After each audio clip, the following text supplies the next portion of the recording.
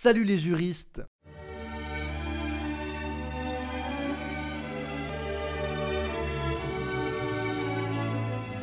C'est le retour du droit de l'Union Européenne avec l'arrêt de la Cour de justice Frankovic et Bonifaci du 19 novembre 1991. Il établit la responsabilité d'un État membre envers des particuliers pour des dommages qu'ils auraient subis en raison d'une violation du droit européen par cet État.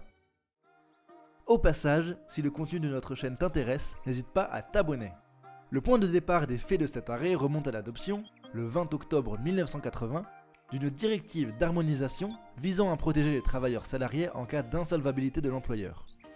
Cette directive visait ainsi à rapprocher les droits des États membres afin d'assurer aux salariés une base commune de protection.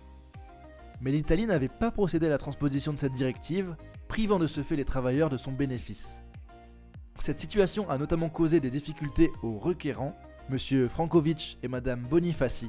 5 ans après l'adoption de la directive, ils se sont vus expliquer par leurs anciens employeurs que leur salaire ne pourrait être versé.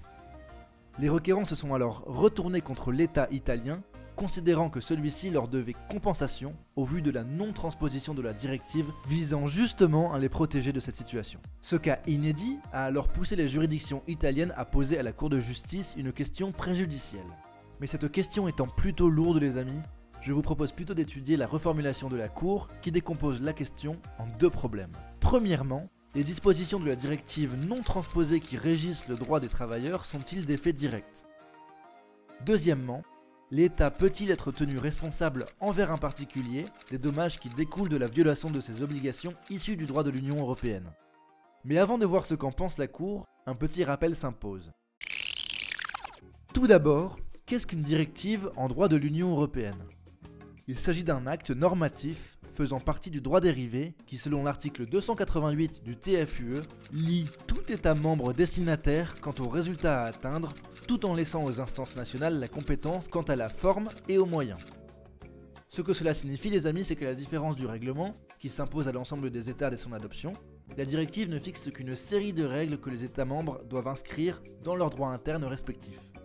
On parle ici de la transposition de la directive. Ainsi, lors de l'adoption de la directive, un délai est laissé aux États afin d'inscrire, par le moyen de leur choix, ces dispositions dans le droit interne. Mais en l'espèce, l'Italie n'a donc pas procédé à la transposition de cette directive, ce qui a entraîné pour les requérants des dommages financiers. La Cour va d'abord observer si les dispositions de la directive concernant les garanties pour les travailleurs sont suffisamment précises et inconditionnelles pour être considérées des faits directs pour les particuliers. Elle va examiner 3 aspects: la détermination des bénéficiaires de la garantie, le contenu de cette garantie et l'identité du débiteur de la garantie. Mais si les dispositions concernant le bénéficiaire et le contenu de la garantie sont considérées par la Cour comme suffisamment précises et inconditionnelles, ce n'est pas le cas de l'identité du débiteur. En effet, ces dispositions ne précisent pas l'identité du débiteur de la garantie et l'État ne saurait être considéré comme débiteur au seul motif qu'il n'a pas pris dans les délais les mesures de transposition.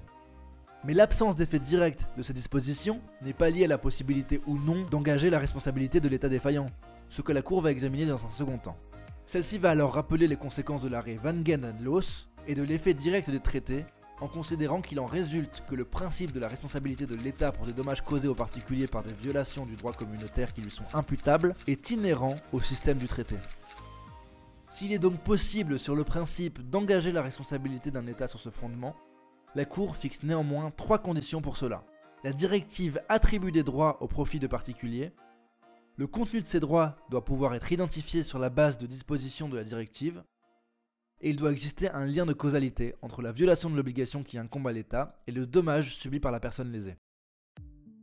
Voilà les amis, si la Cour a considéré que les dispositions de la directive non transposées par l'Italie ne pouvaient pas être considérées des faits directs, cet arrêt ouvre aux ressortissants d'un État membre qui viole ses obligations issues du droit de l'Union européenne la possibilité d'engager contre celle-ci une action en réparation. Retenez également qu'en 1996, l'arrêt Brasserie du pêcheur apportera des précisions à cette possibilité en ajoutant les notions de faute grave ou simple de l'État. Allez les amis, j'espère vous avoir été utile et je vous dis à bientôt. Et d'ici là, filez droit.